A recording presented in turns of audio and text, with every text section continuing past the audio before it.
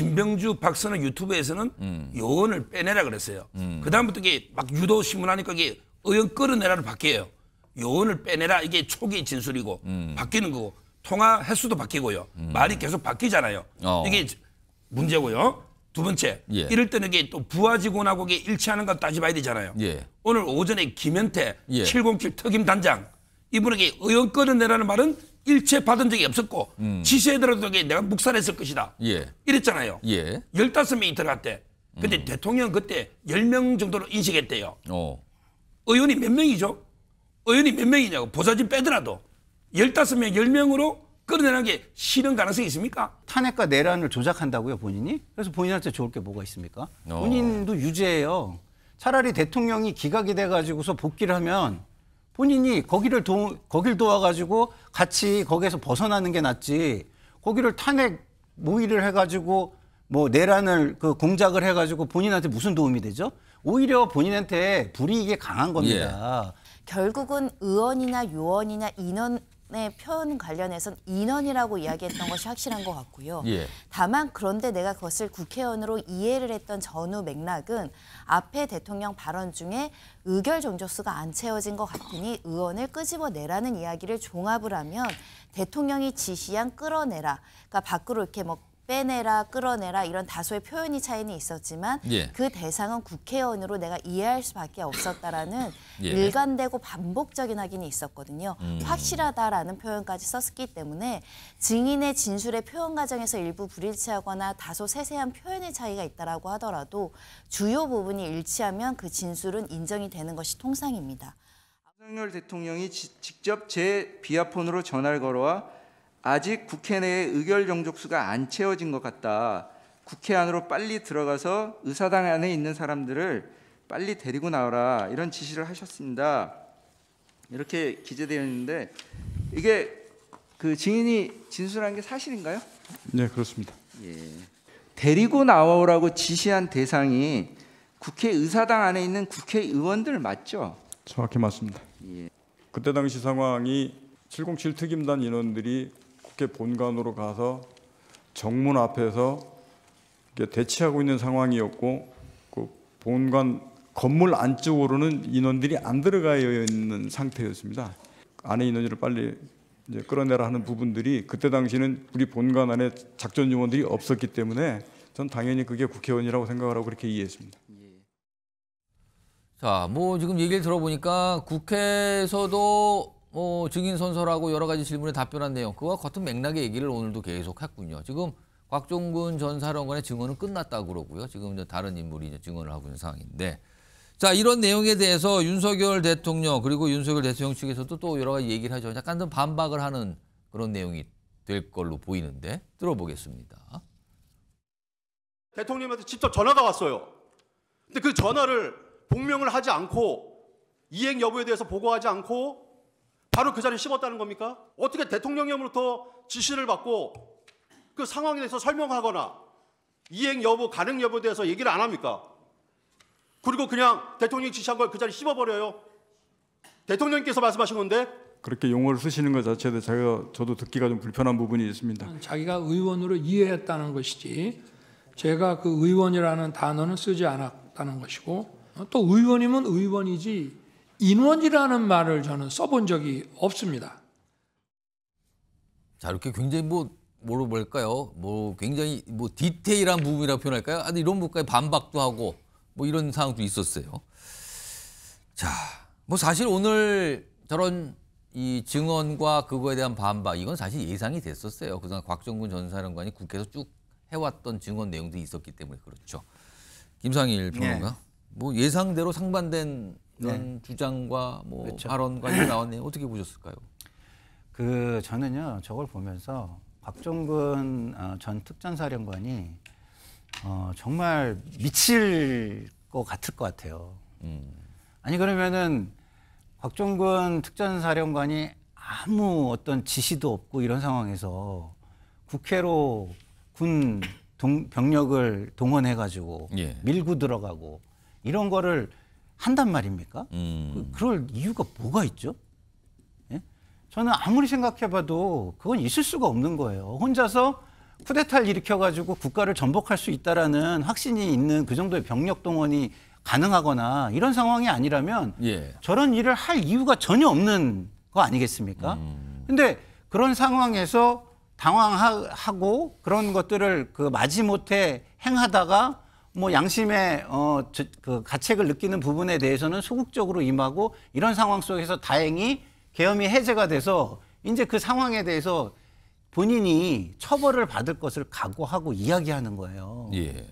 근데 그것을 대통령이 자기는 안 했는데 당신이 오해해가지고 알아서 혼자서 한 거다라고 얘기를 하면 그 배신감이라는 거는 정말 아플 거라는 저는 생각이 들고요.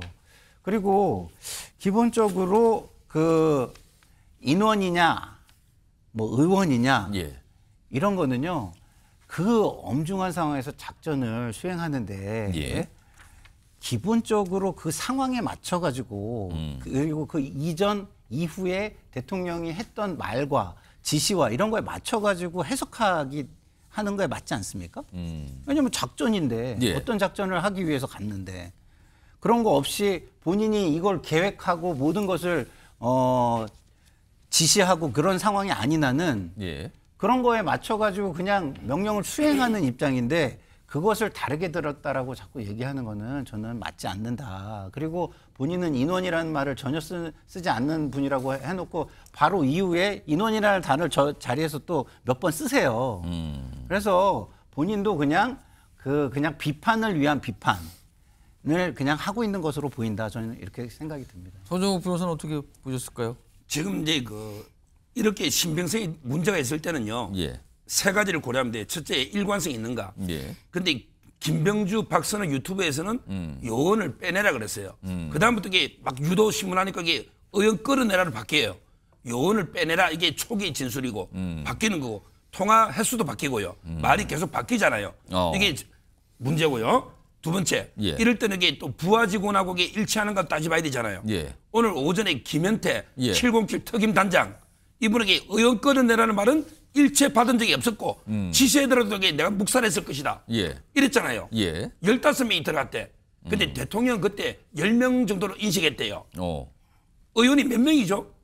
의원이 몇 명이냐고. 보좌진 빼더라도 15명, 10명으로 끌어내는 게 실현 가능성이 있습니까? 상식적으로 이게 맞냐고요. 뭐 핵무기 하나 들고 있으면 이게 한 명이 다 끌어낼 수 있습니까? 예. 말이 안 되잖아요. 예, 예. 총도 없고. 그다음에 지금 그 김현태 진술하고도 이게 안 맞는 거고요. 예. 세 번째 가장 중요한 게 오염된 진술에 의심이 가는 게요. 오늘 김현태 단장이 말했지만 왜 12월 10일 날 국방이 끝나고요. 부성찬, 박범계 왜 만났죠? 만나서 이게 처음부터 계엄을 다 모의한 것처럼 이게 추궁하고요. 근데 TV 보고 알았다잖아요. 단장도. 이렇게 그러면서 이게 공익신고자는 왜 써주죠? 공익신고자입니까? 오히려 이게 특전사령관이요. 이런 일부 보도도 있어요. 오히려 이게 테이저건이나 본인이 건의했다는 말도 있어요. 이거는 보도입니다. 예. 의혹이에요. 예. 그러니까 제 말은 본인이 더 잘못해놨고 오히려 공익신고자를 해주기 위해서 이렇게 회유됐을 가능성이 상당히 많다. 예. 이 세 가지 종합해보면요. 저는 믿기 어렵다 봐요. 그러면은 지금 서정욱 변호사는 회유에 의해서 거짓 진술하고 있다 이렇게 판단하시는 거예요? 말이 계속 바뀌고 있고 예. 상식에도 안 맞고 예. 현실에 일어난 일하고도 안 맞고 부하직원 말하고도 안 맞고 대통령 말하고도 안 맞고 누구하고 맞냐고. 자기 혼자 하는 이야기죠. 아니 그야말로 지금 서 변호사님 얘기가 상식에도 안 맞고 정말 억지 주장이라는 생각이 드는 게요. 군이 저렇게 동원이 됐고 무장이 돼 있어요. 예. 지금 서 변호사님은 같은 편이라고 생각하셔가지고 저게 뭐 될 일이 아니다라고 얘기하지만 저는 그날 MBN 그 다음 날 나와서도 말씀드렸잖아요. 저는 방송하면서도 계엄사에 끌려갈지 모른다는 두려움을 가지고 방송에 나가겠다라는 허락을 했습니다. 네? 패널로 나오는 거를 허락을 했어요. 그 정도로 인식이 다른 거예요. 상대방 입장에서는 총 들고 군인이 나타난다. 겁이 나겠습니까? 안 나겠습니까? 예? 그리고 그것도 윤석열 대통령이 뒤에서 지시를 하고 있다. 예? 당연히 이게 가능한 것으로 보이죠. 저렇게 군이 동원이 되고 무장을 예. 하고 들어왔는데. 그러니까 본인 생각만 얘기하시는 거고요. 그리고 각종근 전 사령관에 대해서도 이런 겁니다. 자, 이거를 탄핵과 내란을 조작한다고요, 본인이? 그래서 본인한테 좋을 게 뭐가 있습니까? 본인도 유죄예요. 차라리 대통령이 기각이 돼가지고서 복귀를 하면 본인이 거길 도와가지고 같이 거기에서 벗어나는 게 낫지. 거기를 탄핵 모의를 해가지고 뭐 내란을 그 공작을 해가지고 본인한테 무슨 도움이 되죠? 오히려 본인한테 불이익이 강한 겁니다. 그걸 갖다가 자꾸 그 대통령 입장에서만 얘기하시려고 하다 보니 저런 억지 주장이 나온다고 저는 생각해요. 알겠습니다. 손정희 변호사, 지금 사실은 양측이 진술이 맞서고 있고 진실 공방처럼 가고 있어요. 그렇다면 이제 헌법재판소가 판단을 해야 될 거 아닙니까? 현재는 사실관계를 어떻게 판단하고 입증을 하나요? 우리 판례는 증인의 진술의 신빙성과 관련해서는요. 일단 증인 진술이 객관적이고 그리고 일관되고 구체적이면 그 진술의 신빙성을 인정을 합니다. 오늘 헌법재판관들이 자소서의 내용, 검찰 조서의 내용, 그리고 증언의 내용을 종합해서 또 재판관들이 직권으로 신문하는 과정들도 거쳤거든요. 그 과정에서 확인된 것은 결국은 의원이나 요원이나 인원의 표현 관련해서는 인원이라고 이야기했던 것이 확실한 것 같고요. 예. 다만 그런데 내가 그것을 국회의원으로 이해를 했던 전후 맥락은 앞에 대통령 발언 중에 의결 정족수가 안 채워진 것 같으니 의원을 끄집어내라는 이야기를 종합을 하면 대통령이 지시한 끌어내라. 그러니까 밖으로 이렇게 뭐 빼내라, 끌어내라 이런 다소의 표현이 차이는 있었지만 그 대상은 국회의원으로 내가 이해할 수밖에 없었다라는 일관되고 반복적인 확인이 있었거든요. 확실하다라는 표현까지 썼기 때문에 증인의 진술의 표현 과정에서 일부 불일치하거나 다소 세세한 표현의 차이가 있다라고 하더라도 주요 부분이 일치하면 그 진술은 인정이 되는 것이 통상입니다. 아울러서 객관적인 사실과 부합하는지가 굉장히 중요한데 오늘 대통령 측에 굉장히 좀 핵심적으로 어떻게 보면 불리한 내용이 나온 것이 오전에 김현태 단장이 단전 지시가 있었다라고 지시를 했습니다. 그러니까 단전 지시가 있었다는 것은 국회의 모종의 어떤 봉쇄가 보호 목적이 아니라 업무를 방해하려는 목적이 있었다는 것을 뒷받침할 뿐만 아니라 밑에 있는 부하로부터 국회의원들을 끌어내라는 지시를 이 각종군 사령관이 지시를 내렸다고 들었던 직원들의 증언을 내가 검찰에서 이야기했다라는 객관적인 또 정황도 나온 상황이고 또 오늘 나온 이야기 중에 지시란 내용을 화상회의를 하다 보니까 마이크를 안 켜서 이걸 굉장히 많은 그 부하들이 들었다는 거예요. 그 부하들이 최소 수십 명은 검찰에서 조사를 받은 걸로 알고 있습니다. 그리고 그 내용을 현장에서 들었다라고 진술한 것으로 알려져 있어서 이 진술의 신빙성을 다수 뒷받침할 만한 증언들은 있습니다.